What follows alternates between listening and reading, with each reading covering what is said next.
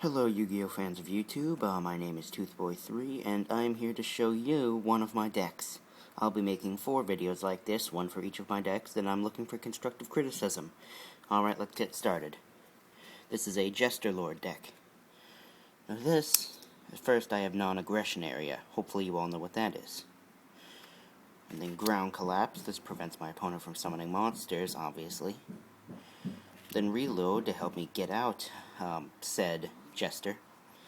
Minor Goblin Official to help finish off after Jester Lord's done his attack.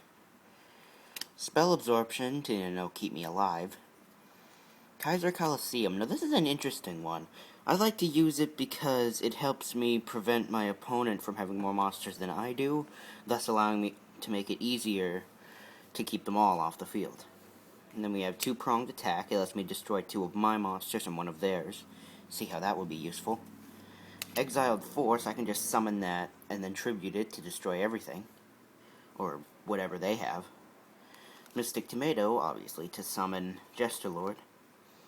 Ebon Magician Kuran as a last resort in case I need to burn them down while they have no monsters.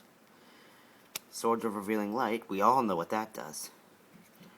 Level Limit Area B to prevent them from attacking me while I wait for Jester Lord or Mystic Tomato. And speaking of Mystic Tomato, here's another one. And then Skilled Dark Magician as another backup, in case I need a beat stick. Blazing Hyena, mostly just because he/she can get destroyed easily. Another Two-Pronged Attack.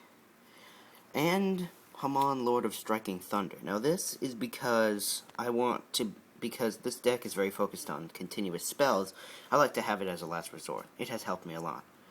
Dark Hole. I'm going to have to take this out during a tourney, but we all know how that would be useful. Meiku, Master of Barriers. Again, another beat stick. Nordic Relic Lavatien. I have no idea how to pronounce that, but I have 2 of these, and what it does, it destroys a monster that destroyed one of my monsters by battle. You see how that could possibly be useful. And then another Mystic Tomato. Breaker the Magic Warrior. Pretty self-explanatory.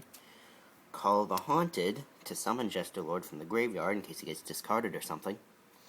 Ring of Destruction as a last minute, ooh, shiny. Share the Pain. Now this is a little known card. It lets me tribute one of mine and then forces my opponent to tribute one of theirs. And then another Nordic Relic Lavatien. The Almighty Jester Lord. Garmer of the Nordic Beasts. This allows me to return a monster to my hand. No, to my opponent's hand if they battle this little guy. Pixie Ring to prevent my opponent from attacking Jester Lord should he be on the field. Another Ground Collapse. Good Goblin Housekeeping to thin out the deck a bit. And then another Jester Lord. Magical Mallet. Magician of Faith to bring back my continuous spells, or any other spell. The Unhappy Maiden, just in case I need it to stop my opponent from attacking. Sangan, pretty self-explanatory. Depth Amulet, not quite sure why I put this in, but still it helps to negate attacks.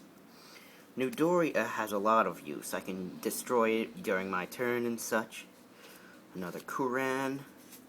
Pixie Knight, when this is destroyed, my opponent has to choose one of my spells and put it on the top of my deck. Quite useful.